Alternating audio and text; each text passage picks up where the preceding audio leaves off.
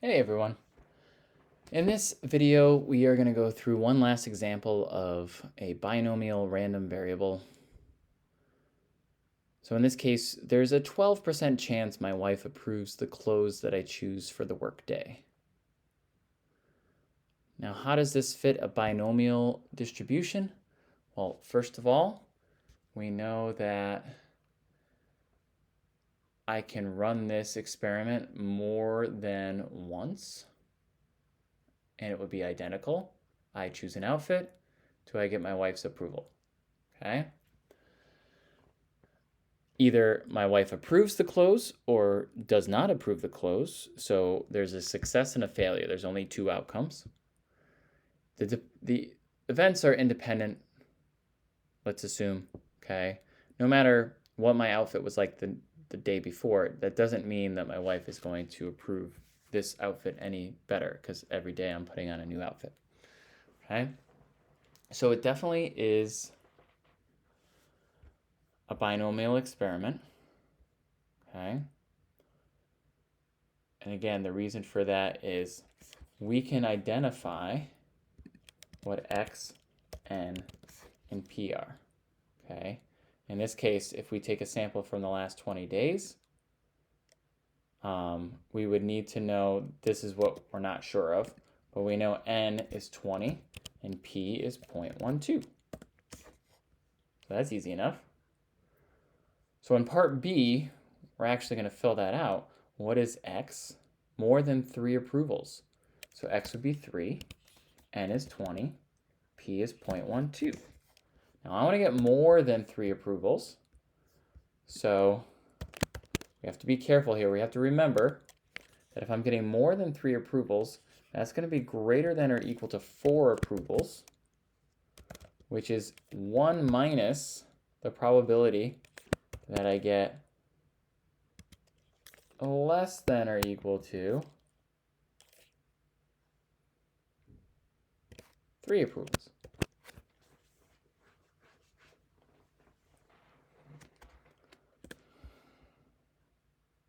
So X is going to be 3, but I'm going to calculate P of X is less than or equal to 3 first, because that's how the binomial distribution function works.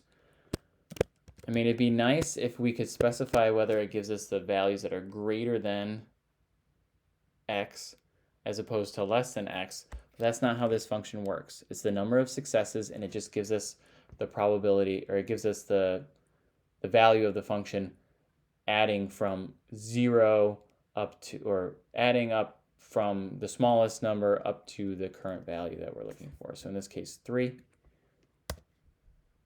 20 trials, probability of success is 0.12.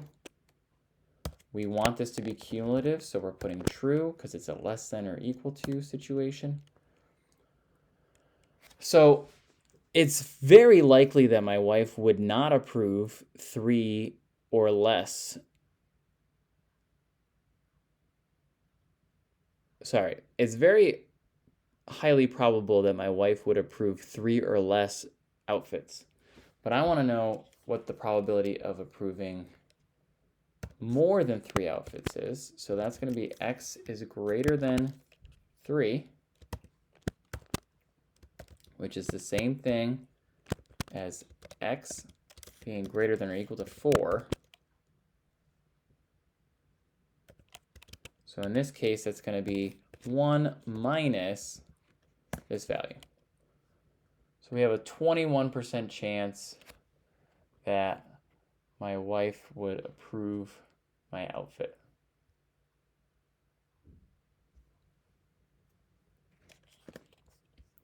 So now, find the probability over the next 45 days I would not get approval. Sorry, that's a typo. That I would not get approval for at least 35 or 38 of my choices. Okay. So things have changed here. X, P, N, or sorry, X and P. So now I'm looking for at least 38 of my choices. So 39 is going to be actually 38 is going to be x, because I'm going to have to find less than or equal to 38. The number of trials is now 45,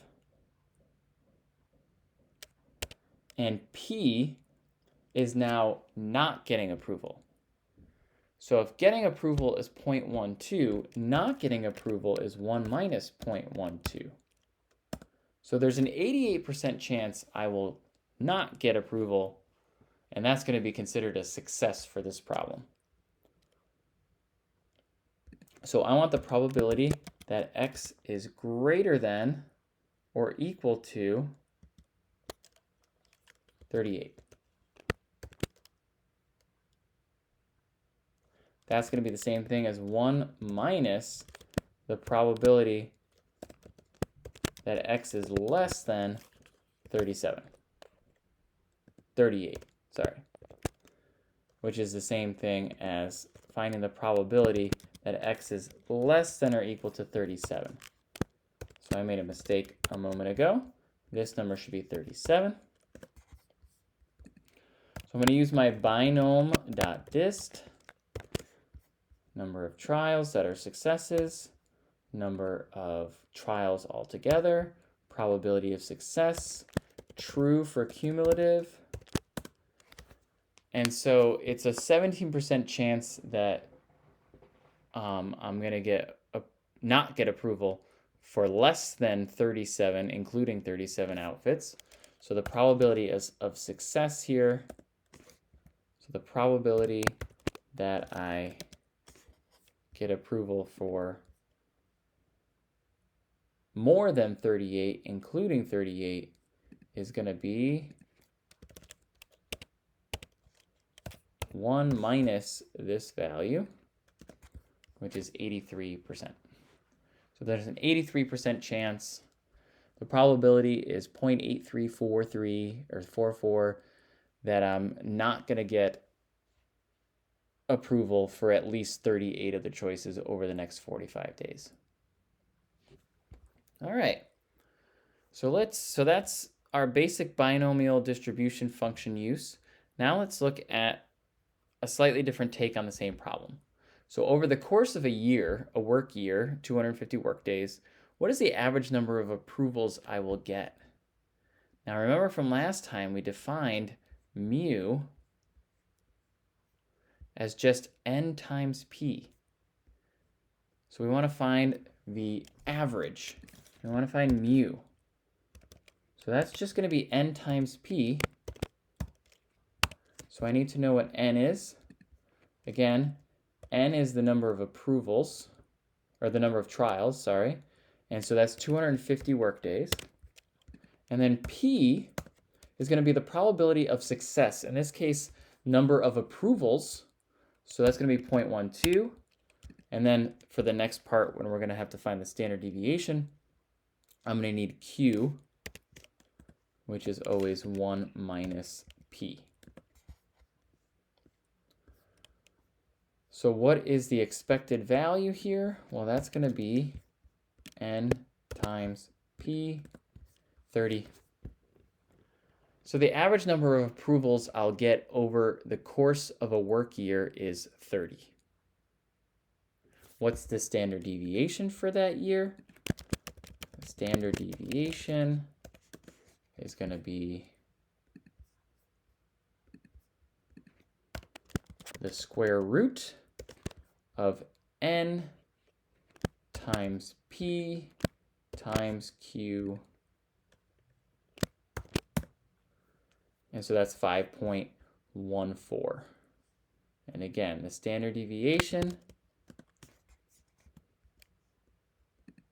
is equal to the square root of n, I'll go over here and show you, n times p times q. This is my standard deviation for a binomial random variable. So now that I have the mean and the standard deviation, I can figure out a reasonable range. Remember, the reasonable range is 3 standard deviations below and 3 standard deviations above.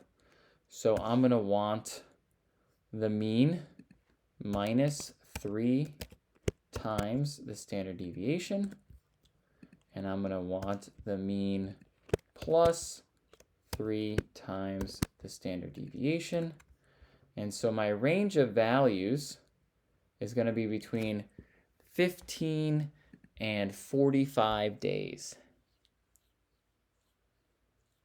So I would expect over the course of 10 years that my values would range probably between 15 and 45 days that I get approval for my outfits, based on the fact that my taste never gets any better and my wife's chance of approving my outfit stays at 12%. All right, well, I will see you in the next one.